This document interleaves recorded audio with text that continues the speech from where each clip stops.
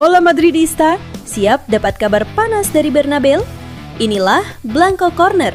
Semua berita terbaru dari Real Madrid kami rangkum khusus untuk kamu. Hala Madrid.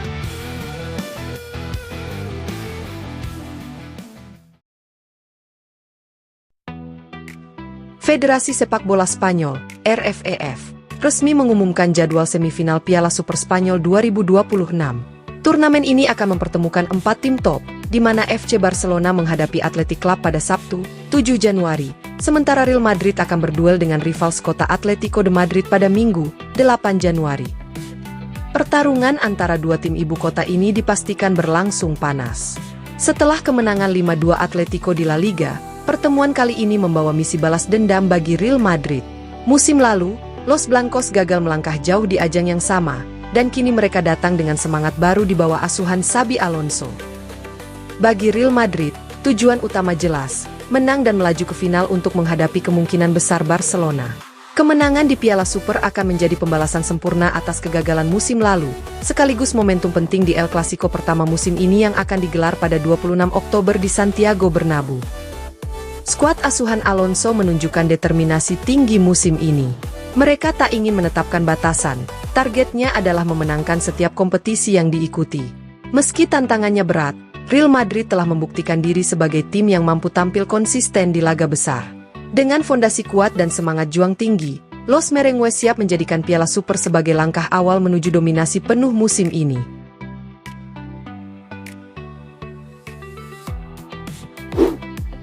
Rodrigo kembali menunjukkan rasa cintanya terhadap Real Madrid dan semangatnya untuk terus membela tim nasional Brasil. Dalam wawancara terbaru, pemain berusia 24 tahun itu berbicara jujur tentang perjuangannya, peran pelatih, serta tekadnya untuk terus berkembang di level tertinggi. Bermain untuk Brasil sudah lama sekali, saya merasa seperti tidak akan pernah dipanggil lagi. Itu masa yang sulit, saya melalui banyak hal. Sekarang saya merasa baik dan siap memberikan yang terbaik, ujar Rodrigo. Ia juga menyinggung pengaruh besar Carlo Ancelotti, baik di Madrid maupun di tim nasional Brasil. Ancelotti menjelaskan kepada kami bahwa tidak ada tempat yang dijamin. Anda harus bermain baik di klub untuk tetap berada di tim nasional. Saya akan selalu memujinya, dia orang yang membantu saya tumbuh, berkembang, dan mencapai level saya saat ini. Rodrigo kemudian membahas adaptasinya bersama Xabi Alonso, yang kini menukangi Real Madrid. Ketika dia datang, dia memanggil saya dan berkata, "Saya tahu kamu suka bermain di kiri, tapi saya juga butuh kamu di posisi lain." Saya menjawab bahwa saya siap bermain dimanapun pelatih butuh. Yang penting bisa membantu tim. Bagi Rodrigo, profesionalisme adalah segalanya. Kalau jadi starter, saya akan berikan 100%. Kalau masuk dari bangku cadangan, sama saja. Dan kalau saya hanya main 20 menit, saya akan berikan segalanya. Itu membantu tim dan juga citra saya sebagai pemain Madrid. Menutup wawancara, bintang asal Brasil itu kembali menegaskan komitmennya. Selama Real Madrid menginginkan saya akan tetap di klub. Saya mencintai klub dan ingin terus berada di sini.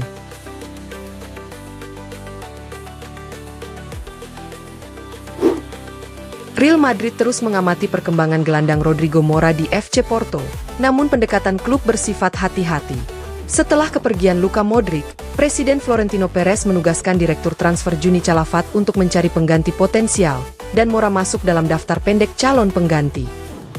Masalah utama adalah klausul pelepasan Mora yang lebih dari 70 juta euro, angka signifikan yang membuat Madrid belum menjadikan pembelian sang gelandang sebagai prioritas mendesak. Klub memilih untuk memantau performa Mora secara saksama dalam beberapa bulan ke depan, menimbang apakah investasi tersebut benar-benar sepadan dengan kebutuhan jangka panjang skuad. Situasi diperumit oleh minat beberapa pesaing top Eropa. Dikabarkan PSG sangat ngotot mengincar Mora, sehingga persaingan transaksi bisa menjadi sengit jika Madrid memutuskan maju. Alhasil, peran Calafat krusial. Dia bertugas memverifikasi laporan, memetakan opsi, dan menilai apakah Mora cocok dengan filosofi Xabi Alonso. Intinya, Real Madrid tertarik namun bersikap realistis, bukan buru-buru mengeluarkan uang besar. Jika evaluasi jangka pendek menunjukkan bahwa Mora mampu memenuhi standar Bernabeu, langkah selanjutnya mungkin dipertimbangkan. Sampai saat itu, klub memilih strategi pengamatan dan perencanaan terukur demi menjaga keseimbangan antara ambisi olahraga dan keputusan finansial.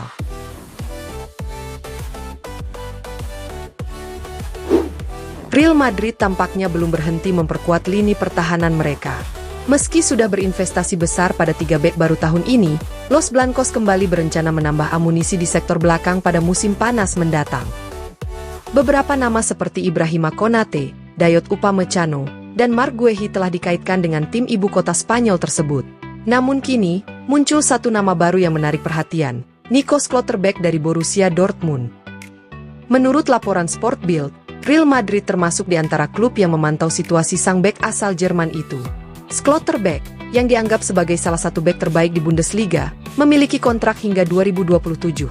Artinya, mulai musim panas depan, ia akan memasuki 2 tahun terakhir masa baktinya di Dortmund. Die Borussen ingin memperpanjang kontrak pemain berusia 25 tahun itu hingga 2030, tetapi Schlotterbeck tampaknya belum siap menandatangani perpanjangan baru.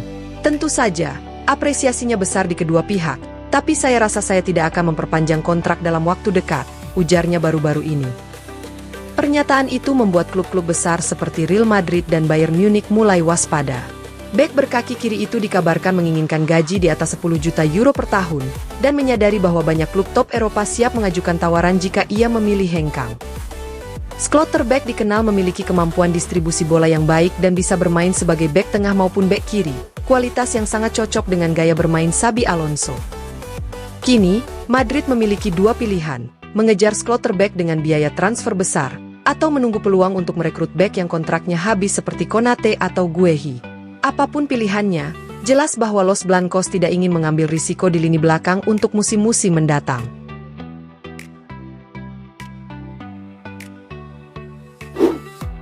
Awal musim 2025-26 sempat memunculkan tanda tanya besar tentang masa depan Dani Ceballos di Real Madrid. Dengan lini tengah yang dipenuhi nama besar seperti Tchouaméni, Valverde, Bellingham, Güler, hingga Camavinga, banyak yang meragukan sang gelandang Spanyol bisa bersaing memperebutkan menit bermain. Bahkan setelah era Carlo Ancelotti berakhir, situasi tampak tak jauh berbeda di bawah Xabi Alonso. Namun, seiring waktu, Ceballos mulai membalikan persepsi itu. Berkat kerja keras dan konsistensi, ia perlahan mendapatkan kepercayaan sang pelatih. Dalam laga melawan Villarreal, Ceballos mencatat start keduanya secara beruntun dan 3 kali menjadi starter dalam 4 pertandingan terakhir. Sinyal jelas bahwa Alonso mulai melihat nilainya di tengah padatnya rotasi.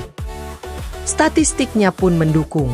Saat menghadapi Villarreal, ia menuntaskan 56 dari 60 umpan, 93,3% akurasi, dalam 64 menit, performa yang menunjukkan kontrol dan ketenangan di lini tengah.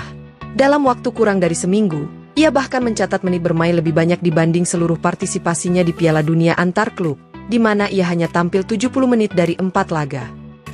Total sejauh musim ini, Ceballos telah bermain 325 menit dalam 7 pertandingan, 4 kali sebagai starter dan 3 kali dari bangku cadangan. Walau jalannya masih panjang, gelandang 29 tahun itu mulai membuktikan bahwa kesabaran dan ketekunannya tidak sia-sia. Di bawah Alonso, Ceballos bukan lagi sekadar pelapis. Ia kembali menjadi bagian penting dari lini tengah Real Madrid yang terus berevolusi.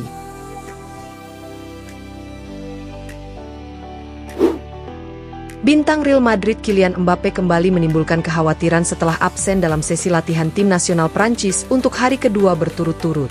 Sang penyerang mengalami keseleo pergelangan kaki saat menghadapi Villarreal akhir pekan lalu, namun tetap melakukan perjalanan ke Prancis untuk bergabung dengan skuad Les Bleus. Manajer Didier Deschamps awalnya menilai cedera tersebut tidak serius dan menyebutnya hanya masalah kecil. Namun, perkembangan terbaru menunjukkan bahwa Mbappé belum sepenuhnya pulih.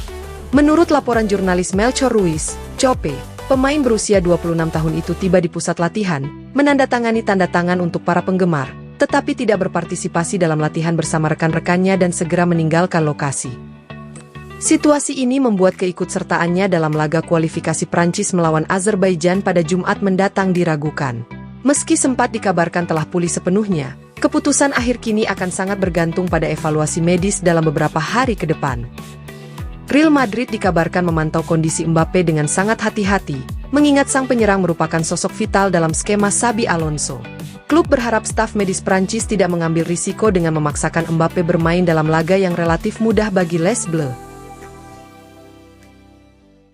Terima kasih sudah nonton Blanco Corner. Jangan lupa tekan like, share, dan subscribe supaya kamu gak ketinggalan semua kabar terbaru Real Madrid.